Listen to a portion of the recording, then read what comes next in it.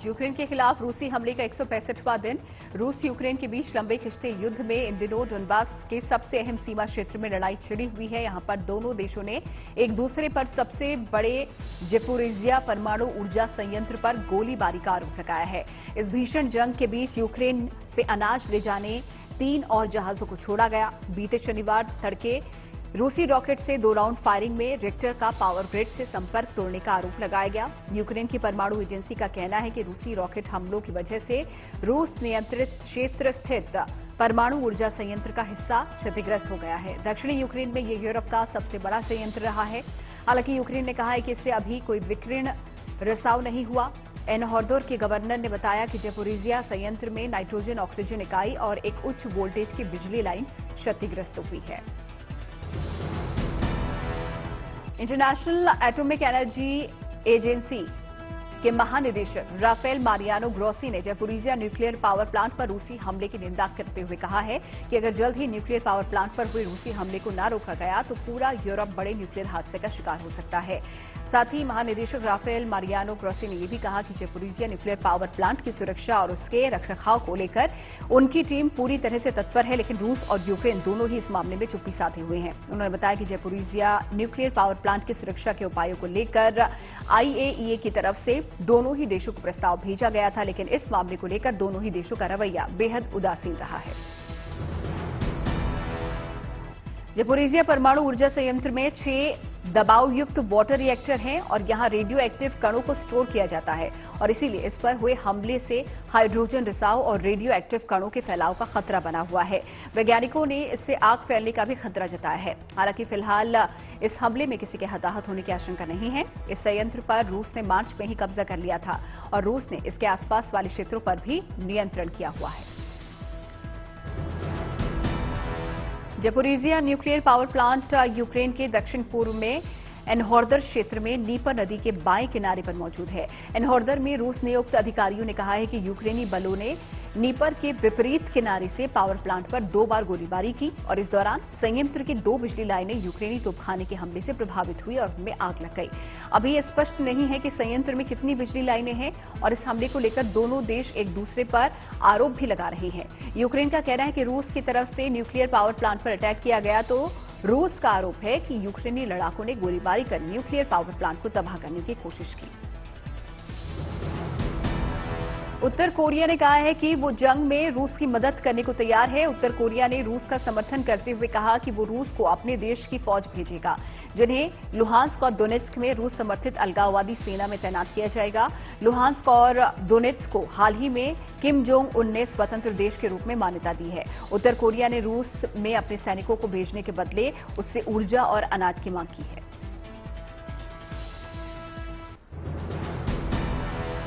Ukraine के राष्ट्रपति Zelensky ने यूक्रेन के लोगों को संबोधित करते हुए भरोसा दिलाया है कि वो जल्द ही रूसी सिपाहियों को देश से बाहर निकालने में कामयाब होंगे और इसके लिए वो मददगार देशों से ज्यादा असरदार और लेटेस्ट सैन्य हथियारों को हासिल करने की पुरजोर कोशिश कर रहे हैं। ज़ेलेंस्की ने यूक्रेनियों को संबोधित करते हुए कहा है कि उनके सिपाही किसी भी रूप में रूसी सैनिकों से कम नहीं, लेकिन सैन्य हथियारों की कमी की वजह से उनकी सेना को मोर्चा छोड़ने पर मजबूर होना पड़ रहा है। लिहाजा नाटो समेत पश्चिमी देशों से ज़ेलेंस्की ने जल्द से जल्द सैन्य हथियारों की मदद पहुंचाने की अपील की है और साथ ही उन्होंने बताया कि डोनबास, खार्किव और माइकोलाइव में रूसी फौजें लगातार हमलावर होती दिख रही हैं। इन इलाकों में दोनों देशों की सेनाओं के बीच घमासान छिड़ा हुआ है। बीते शनिवार को रूसी लड़ाकों ने सुमी इलाके में 200 बार तोप, मोर्टार और ग्रेनेड लॉन्चर से हमला किया। सुमी क्षेत्रीय सैन्य प्रशासन के प्रमुख दिमित्रो ज़िवेत्स्की ने मीडिया को जारी बयान में कहा कि दुश्मनों ने एस्मान, ह्युखनेफ, बुरिन, शलहीन, बिलोपिलिया और माइकोलिवका समुदाय के क्षेत्रों पर जमकर गोलीबारी की, जिसकी वजह से इलाके की रिहायशी और सरकारी इमारतें पूरी तरीके से तबाह हो गई। दिमित्री ने यह भी बताया कि रूसी हमले की वजह से पूरे इलाके में एयर अलर्ट की घोषणा की वजह से पहले से ही लोगों को इलाका खाली करने के लिए कह दिया गया था, लिहाजा किसी के हताहत होने की सूचना नहीं है। एमनेस्टी इंटरनेशनल की यूक्रेन इकाई के प्रमुख ओक्साना होखालचुक ने पद से इस्तीफा देते हुए कहा है कि राष्ट्रपति ज़ेलेंस्की ने रूसी हमले से जुड़ी उनकी आपत्तियों को नजरअंदाज किया। यूक्रेनी सैनिकों की तैनाती को लेकर उन्होंने आपत्ति जताई थी कि रिहायशी इलाकों में यूक्रेनी सैनिकों की तैनाती करने से यूक्रेनी लोगों पर रूसी हमले के खतरे को कई गुना बढ़ाने का काम किया गया है। कोकालचुक ने आरोप लगाया कि एमनेस्टी यूक्रेन में युद्ध की हकीकत से वाकिफ नहीं है और उसे स्थानीय कर्मचारियों की चिंताओं पर फिर से गौर करना चाहिए। यूक्रेनी अधिकारियों ने कहा है कि यूक्रेन के बंदरगाहों से लगभग 60,000 टन के साथ 3 जहाज ब्लैक सी में रवाना हुए और ब्रिटेन, आयरलैंड और तुर्की के रास्ते में हैं। यूक्रेन के बुनियादी ढांचे के मंत्री अलेक्जेंडर कुब्राकोव ने कहा कि उनकी योजना ये सुनिश्चित करने की है कि बंदरगाह प्रति माह 100 से ज्यादा जहाजों पर अनाज लादकर दूसरे देशों के लिए रवाना किया जाए। दुनिया के सबसे बड़े अनाज उत्पादकों में से एक यूक्रेन से अनाज की शिपमेंट को फिर से शुरू करने से भूखे देशों के लिए कुछ उम्मीद जगी है, लेकिन रूस के आक्रमण का प्रभाव कभी भी इसमें बाधा डाल सकता है। तुर्की राष्ट्रपति तैयप एर्दोगन ने रूस के शहर सोची जाकर रूसी राष्ट्रपति व्लादिमीर पुतिन से मुलाकात की। दोनों नेताओं में खाद्यान्न निर्यात और अन्य मुद्दों पर बात हुई और दोनों देशों के बीच कारोबार बढ़ाने के लिए द्विपक्षीय समझौता भी हुआ। तुर्की नाटो का सदस्य देश है, लेकिन उसे रूस पर प्रतिबंध नहीं लगाए हैं। यूक्रेन से निर्यात शुरू होने के लिए रूस को तैयार करने में एर्दोगन की बड़ी भूमिका है। उत्तरी मैसेडोनिया की सरकार यूक्रेन के सशस्त्र बलों को टैंक और विमान उपलब्ध कराएगी। ये जानकारी देते हुए राष्ट्रपति कार्यालय के प्रमुख सलाहकार माइकोलाइव पोडोलिक ने मीडिया को जारी बयान में कहा है कि जरूरतमंद दोस्त ही दोस्त होता है और इससे कोई फर्क नहीं पड़ता कि आपका देश कितना बड़ा है या फिर आपकी जीडीपी कितनी बड़ी है। उन्होंने कहा कि मायने ये रखता है कि आपका दिल कैसा है।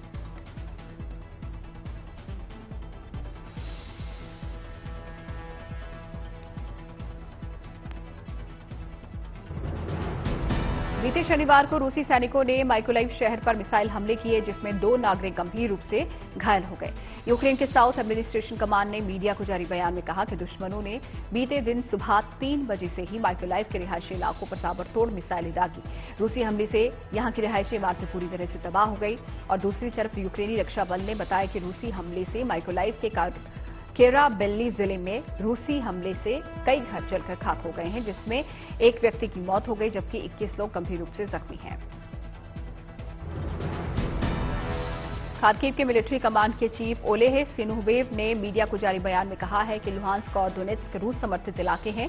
अगर रूस का दावा सही तो फिर वो रूस का समर्थन करने वाले लोगों की जान क्यों ले रहा है।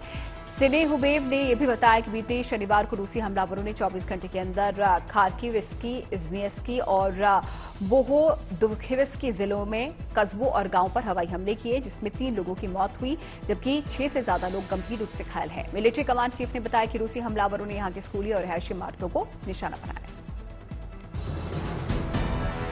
बीते शनिवार को रूसी आक्रमणकारियों ने माइकोलाइव और बशटंका में जमकर मिसाइल दागी। रूसी हमले में यहां की रिहायशी इमारतों समेत इलाके का बुनियादी ढांचा मलबे की शक्ल ले चुका है। माइकोलाइव के लोकल काउंसलर चीफ हन्ना जमाजियावी ने बताया कि दुश्मन देश के एक के बाद एक हमलों की वजह से 2 जिले बर्बाद हुए हैं। काउंसलर चीफ का यह भी कहना है कि आक्रमणकारियों ने माइकोलाइव में 3 हवाई हमले किए और दूसरी तरफ बशटंका में 6 मिसाइल दागी। रूसी हवाई हमले की वजह से दोनों ही जिलों की सरकारी और रिहायशी इमारतें धराशायी हो गई और इलाके में बिजली, पानी, गैस की सप्लाई ठप हो गई है। मंत्रालय का यह भी दावा है कि बशटंका में 6 में से 3 रूसी मिसाइल हमलों को नाकाम करने में यूक्रेनी फौज कामयाब रही। खार्किव के नोवोबावरस्की में रूसी सेना ने जमकर तोप के गोले बरसाए। इस हमले में 2 लोगों के मारे जाने की पुष्टि स्थानीय प्रशासन ने की है और 5 लोग गंभीर रूप से जख्मी हैं। यूक्रेनी रक्षा बल का कहना है कि हमले के दौरान रूसी सिपाहियों ने नई घरों और इमारतों को आग के हवाले कर दिया। मीडिया को जारी बयान में साउथ ऑपरेशनल कमांड ने बताया कि रूसी हमले से इस इलाके की 3 सरकारी और 5 रिहायशी इमारतें खंडर में तब्दील हो गई हैं। दुश्मनों ने इलाके में मोर्टार बम से भी हमला किया और इलाके के बुनियादी ढांचे को पूरी तरीके से ध्वस्त कर दिया।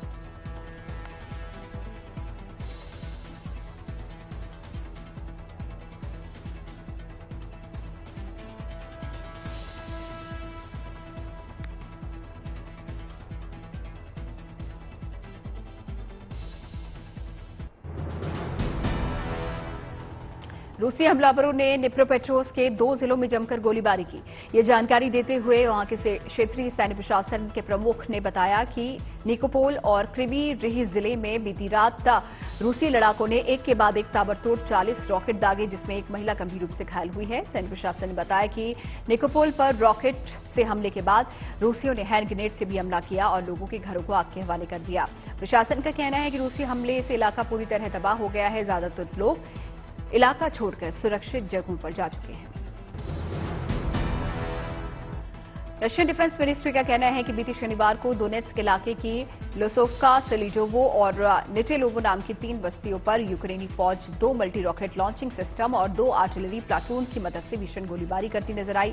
लेकिन समय रहते यूक्रेनी फौज के हमलों को रूसी सशस्त्र बलों ने नाकाम करने में बड़ी सफलता हासिल की।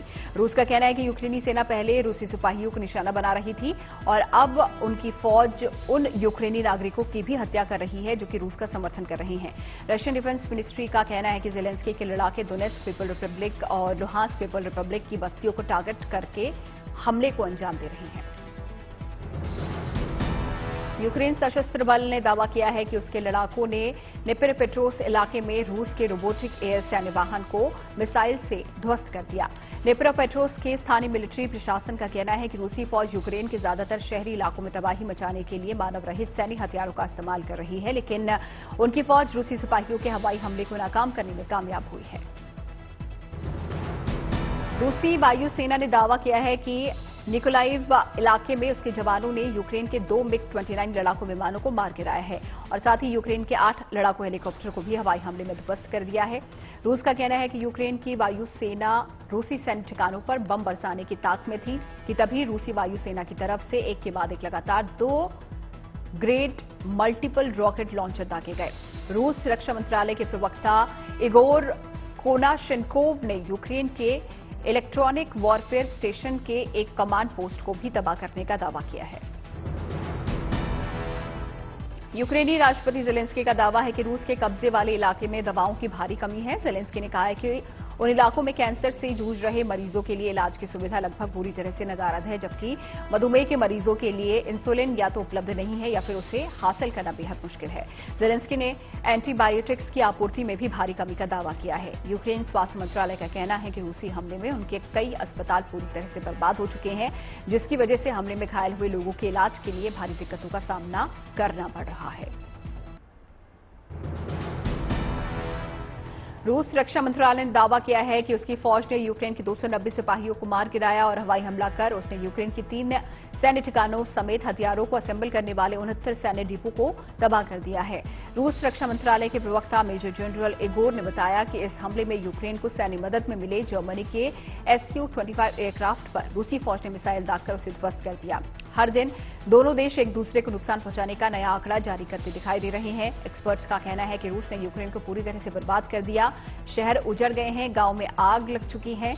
यूक्रेन को दोबारा अपने पांव पर खड़ा होने में अब कई सदियों का वक्त लग जाएगा। बीती रात रूसी सिपाहियों ने दोनेत्स्क के 12 अलग अलग इलाकों में मिसाइल दागकर उन पर हमला किया, इलाके के बुनियादी ढांचे को तबाह कर दिया। यूक्रेन के रक्षा मंत्रालय का कहना है कि रूसी फौज ने सोते हुए यूक्रेनी नागरिकों के घरों पर बम बरसाए, जिसमें 10 से भी ज्यादा नागरिकों की मौत हो गई और 30 से ज्यादा जख्मी हैं। सोते हुए लोगों पर रूसी हमलों को यूक्रेन ने वॉर क्राइम करार दिया। यूक्रेन के रक्षा मंत्रालय ने बताया कि रूस के खिलाफ अब तक 3000 से ज्यादा युद्ध अपराध के मामले दर्ज किए गए हैं। इसमें कई केसों की सुनवाई यूक्रेन सुप्रीम कोर्ट में चल रही है। लुहांस्क के क्षेत्रीय सैन्य प्रशासन के प्रमुख सेरेई हेदेई का कहना है कि सेवेरोडोनेत्स्क के मेटी ओकाइन गांव पर यूक्रेनी सिपाहियों ने अपना नियंत्रण खो दिया है। हेदेई ने बताया कि रूसी हमले की वजह से इलाके के कई गांव आग के शोलों में तब्दील हो गए हैं और रूसी फौज ने हवाई हमले कर इस पूरे इलाके को जलाकर खाक कर दिया है। दूसरी तरफ सेवेरोडोनेत्स्क इंडस्ट्रियल और शहर के बाहरी इलाकों में यूक्रेनी सिपाही रूसी फौज को कड़ी टक्कर दे रहे हैं। सैन्य प्रशासन का कहना है कि लिसिचंस्क इलाके में यूक्रेनी नागरिकों को सुरक्षित बाहर निकालने का काम जोरों पर है। यूक्रेन पर रूसी हमले को लेकर ब्रिटिश खुफिया विभाग का कहना है कि ज़पोरिज़िया लगातार हो रहे रूसी हमले को देखते हुए ये कहा जा सकता है कि रूस जंग के नए चरण की शुरुआत कर चुका है। खुफिया विभाग का कहना है कि रूस ने खेरसान और निप्रो नदी के बीच 350 किलोमीटर तक फैले इलाके पर कब्जा कर लिया है और ब्रिटिश खुफिया विभाग ने भी संभावना जताई है कि रूस फौज इस महीने के अंदर मध्य यूक्रेन के इलाकों पर अपनी पकड़ मजबूत कर लेगी और भीषण तबाही मचाएगी। इसके लिए पुतिन ने अपनी सैन्य शक्ति को बढ़ाने के लिए उत्तर कोरिया के सिपाहियों की मांग की है।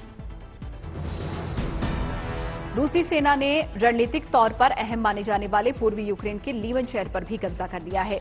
रूसी डिफेंस मिनिस्ट्री ने बयान जारी कर बताया है कि दोनेत्स्क पीपल रिपब्लिक और रूसी आर्म फोर्स की कार्रवाई के बाद लीवन शहर का नियंत्रण पूरी तरह से रूस के हाथ में है। रूसी डिफेंस मिनिस्ट्री का कहना है कि लगातार 2 घंटे तक चली गोलीबारी के बाद उनकी जवान ने यूक्रेनी फौज को मोर्चा छोड़कर भागने पर मजबूर कर दिया। लीवन पूर्वी दोनेत्स्क के उत्तर में मौजूद है।